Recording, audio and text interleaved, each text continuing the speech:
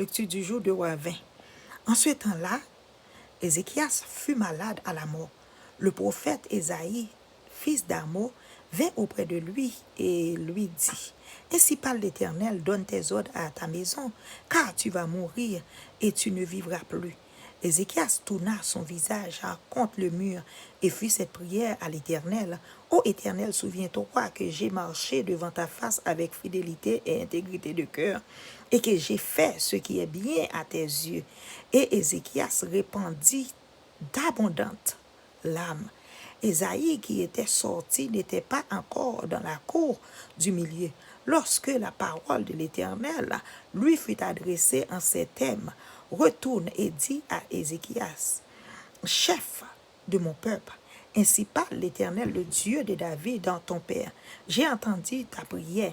J'ai vu tes larmes. Voici, je te guérirai le 3e jour. Tu monteras à la maison de l'Éternel. J'ajouterai à tes jours 15 années. Je te délivrerai, toi et cette ville, de la main du roi d'Assyrie.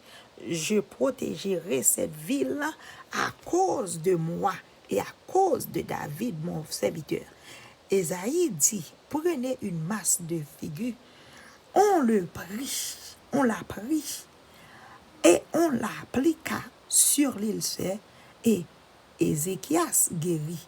Ézéchias avait dit à Ésaïe, à quel signe connaîtrai-je que l'Éternel me guérira et que je monterai le 3e jour à la maison de l'Éternel? Ésaïe dit, voici de la part de l'Éternel le signe auquel tu connaîtras que l'Éternel accomplira la parole qu'il a prononcée.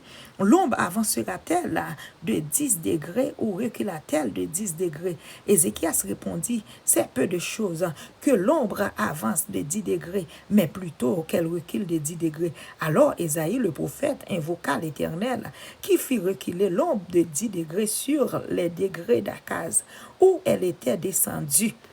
En ce même temps, Bérodas, Baladan, fils de Baladan, roi de Babylone, envoya une lettre et un présent à Ézéchias, car il avait appris la maladie d'Ézéchias.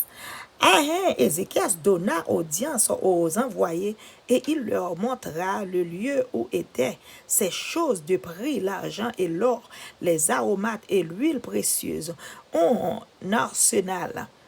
arsenal et tout ce qui se trouvait dans ces trésors.